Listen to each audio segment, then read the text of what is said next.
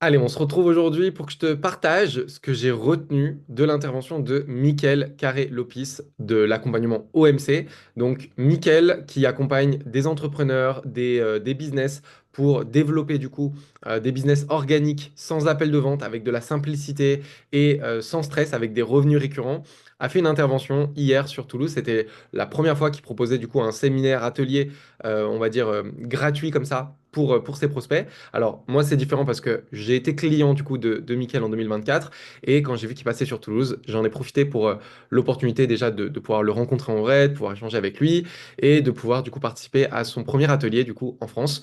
Donc, c'était hyper intéressant et je vais te présenter aujourd'hui ce que j'en ai retenu. Je pense que ça peut t'intéresser du coup si tu es intéressé par tout ce qui est business, entrepreneuriat et que tu veux voir un petit peu d'autres façons de fonctionner.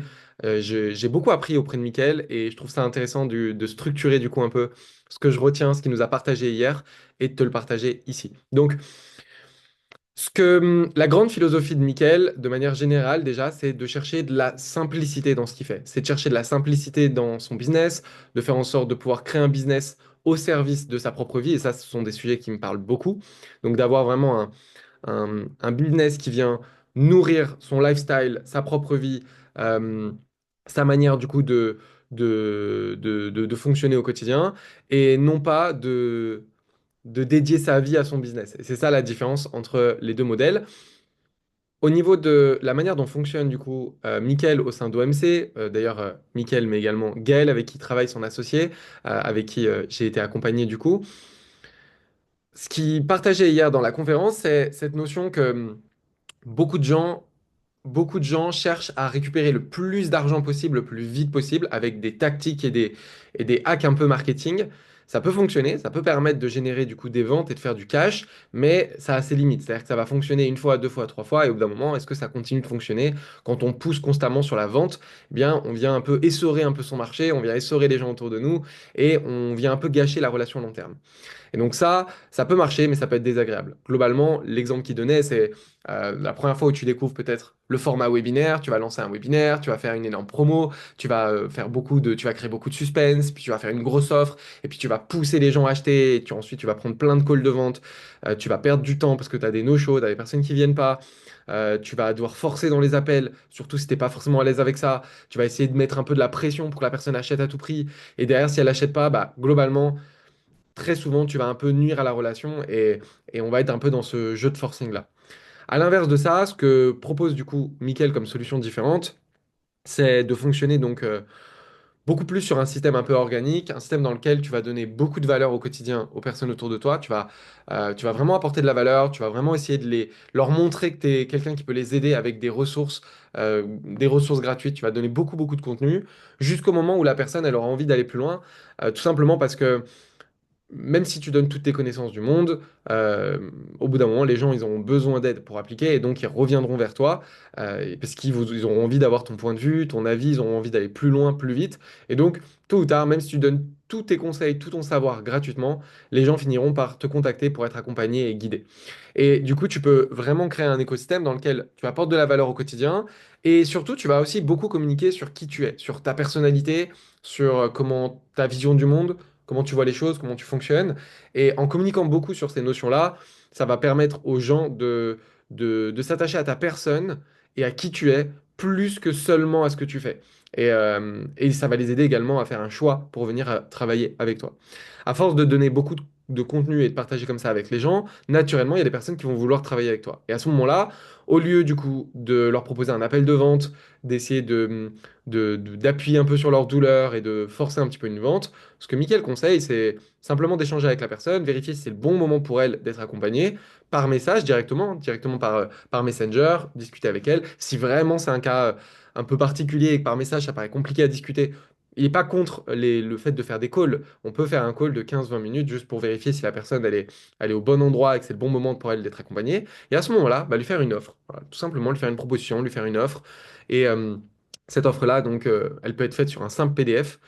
dans laquelle on va expliquer comment on accompagne la personne, de quelle façon on travaille, quelles sont les modalités et les tarifs pour rejoindre, et ensuite de laisser à la personne prendre sa décision et de lui dire, bah ok, tu veux rejoindre, tu veux rejoindre, c'est génial. Si tu sens que c'est pas le moment pour toi, c'est ok. Et comme ça permet de pas nuire la relation. On peut rester en contact derrière. Je peux continuer à lui apporter du coup de la valeur en organique. Et à un moment donné, elle aura envie du coup de revenir si jamais on est la bonne personne pour elle ou pas d'ailleurs, hein, pas forcément.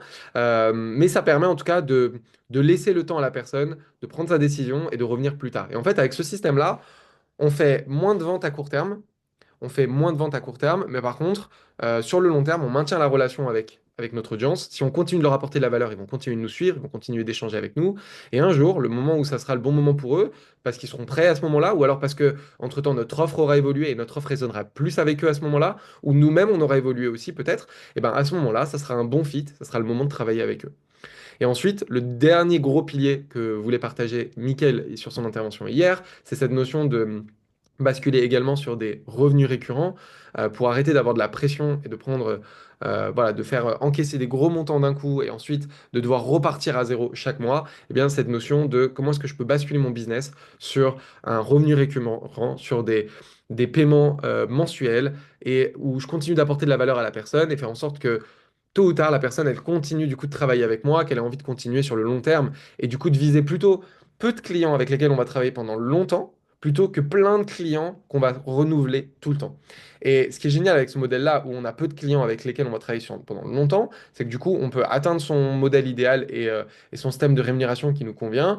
Et derrière, on peut donner plein de valeur aux gens autour de nous et on n'est pas dans la pression de l'achat parce qu'on n'a pas, on a factuellement plus besoin du coup de trouver des nouveaux clients. Et en fait, on peut aller travailler qu'avec des clients qui nous inspirent. Donc c'est un modèle qui me parle beaucoup parce que c'est un modèle qui met au centre l'inspiration, le kiff, la vie de rêve, plutôt que de maximiser les bénéfices, les gains à court terme et le business le plus rentable possible. Ça, c'est des notions que j'ai retrouvées également beaucoup dans les accompagnements de Julien Musi, que je retrouve aussi beaucoup dans la philosophie de Xerus également, avec qui je travaille, Xerus Mogi, qui travaille du coup avec KP.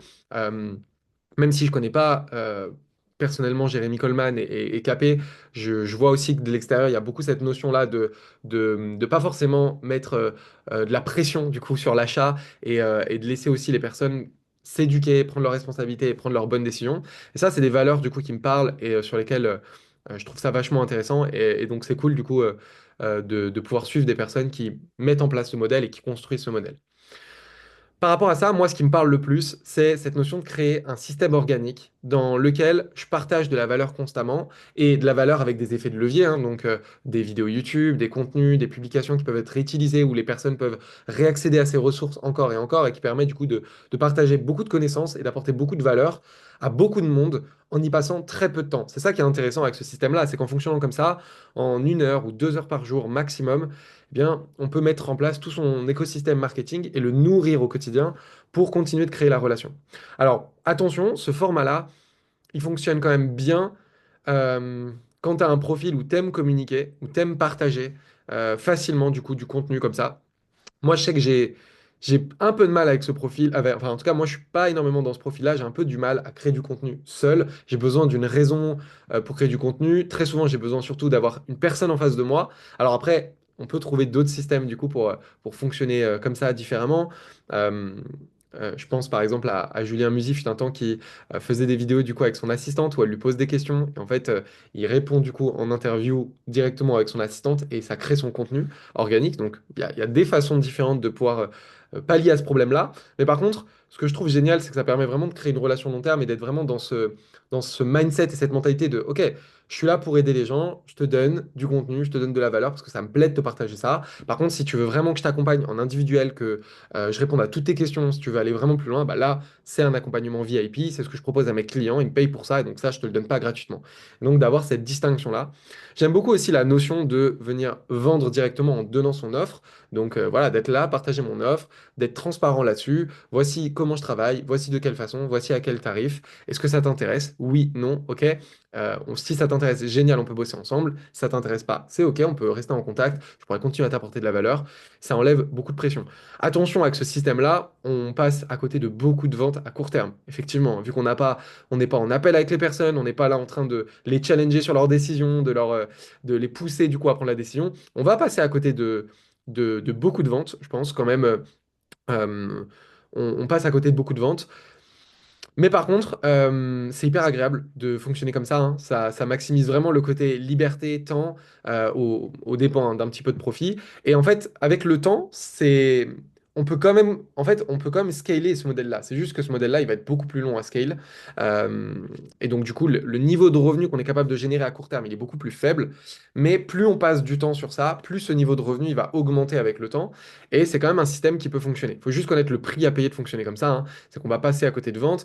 Et il y a aussi des personnes, hein, d'un point de vue de nos prospects, le prix à payer de fonctionner comme ça, c'est que il y a des prospects, du coup, vu qu'on va pas les pousser à la vente, on va pas les pousser à l'achat, bah, ils vont pas passer à l'action, ils vont procrastiner, ils vont pas passer à l'action et ils vont aller acheter chez des concurrents, chez qui potentiellement ça va moins bien se passer.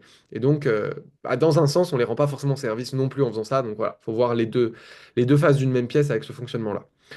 Euh, et ensuite, il y a cette logique de mettre en place des revenus récurrents pour pouvoir du coup travailler avec les clients sur le long terme. Sur ce modèle-là, alors moi, c'est un modèle effectivement que j'adore, hein. C'est sûr que je pense que c'est le modèle que tout le monde aime, hein. C'est un peu retrouver de la stabilité et un CDI dans l'entrepreneuriat. C'est génial. Je crois pas à 100% dans ça. Je pense quand même que l'entrepreneuriat, c'est une succession de cycles, qu'il y a des périodes où on vend plus, des périodes où on vend moins, que ça va avec et que c'est normal et que ça fait partie du jeu.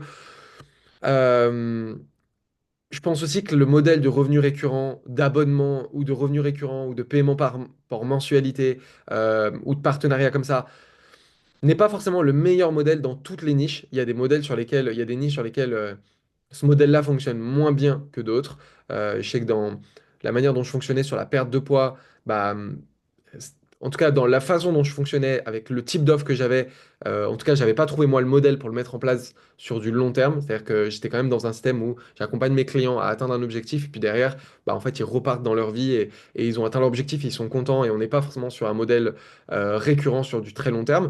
Mais c'était OK, en tout cas sur ce business-là. Il y a d'autres endroits où c'est plus facile. Clairement, dans des accompagnements business pour business, je pense que là, c'est des modèles qui fonctionnent plutôt bien pour créer des partenariats long terme et des systèmes où, OK, je prends moins d'argent au début, plus facile à la personne de passer à l'action, et en fait, on va gagner ensemble de l'argent sur le long terme. Tu vas gagner de l'argent et moi, je vais gagner de l'argent avec toi sur le long terme. Ça, c'est des modèles où, par contre, ça me parle beaucoup sur le plan business to business. Voilà, j'avais envie de faire cette vidéo à la fois pour structurer, du coup, ce que j'ai retenu de la conférence d'hier, partager ça parce que je pense que ça peut intéresser beaucoup de personnes, et... et de montrer que, en fait, ce que j'aime bien aussi du coup avec Mickaël, c'est que dans ce qu'il communique au quotidien, il est vraiment dans ce truc de, ok, il est vraiment dans cette énergie de, j'ai pas envie de forcer quoi que ce soit et je veux quelque chose qui soit fluide. Voici comment je travaille, voici comment je vois la vie, voici comment je vois les choses. Est-ce que ça te dirait qu'on bosse ensemble? Si tu veux qu'on bosse ensemble, c'est génial. Il y a aussi un point que Mickaël n'a pas trop abordé hier. Après, c'est difficile hein, forcément d'aborder tout en 2 heures. C'est pour ça aussi qu'il y a des accompagnements. Je sais qu'il travaille énormément sur ça. En tout cas, dans l'accompagnement que j'avais pris avec lui, on avait bossé sur ça.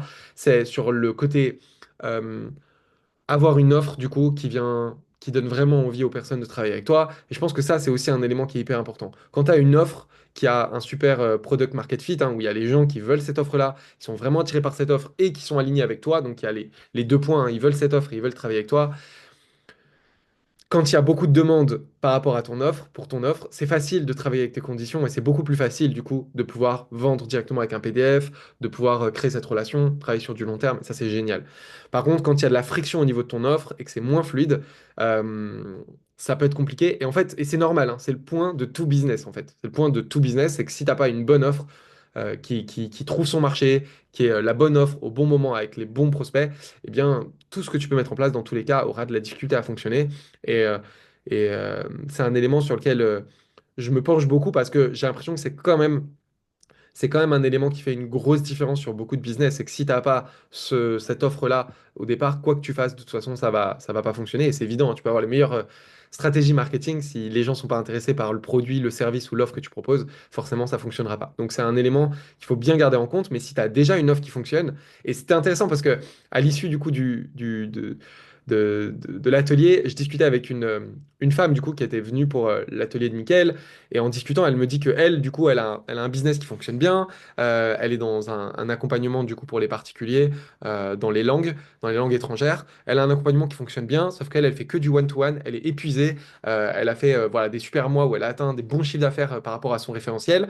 Mais par contre, elle est épuisée, elle est fatiguée. Donc du coup, quand tu as déjà une offre qui fonctionne bien, qui a une demande et que ça marche, et en fait, ce qui lui manque, ce qui a beaucoup de valeur pour elle, hein, mais ce qui lui manque, elle, c'est comment maintenant je peux changer ce modèle pour pouvoir avoir la vie de rêve, travailler avec les clients dans un système qui me nourrit et pas qui m'épuise, et en même temps continuer d'apporter de la valeur à mes clients. Et en fait, quand on est à ce problème-là, je trouve que c'est des bons problèmes, c'est des problèmes qui sont cool à régler. Après, c'est comme tout, si tu sais pas les régler, bah du coup, t'es quand même dans une prison quand même. Euh, mais à partir du moment où tu as déjà cet effet-là, franchement, c'est vraiment cool et ça va beaucoup plus vite pour mettre en place la suite derrière. Voilà, j'avais envie de partager ça. Je sais pas s'il y a beaucoup de personnes qui verront cette vidéo. Si ça t'a apporté de la valeur et que ça t'a intéressé, bah fais-le moi savoir. Mets-moi un commentaire, ça me fera plaisir de le savoir. Et je te dis peut-être pour une prochaine vidéo.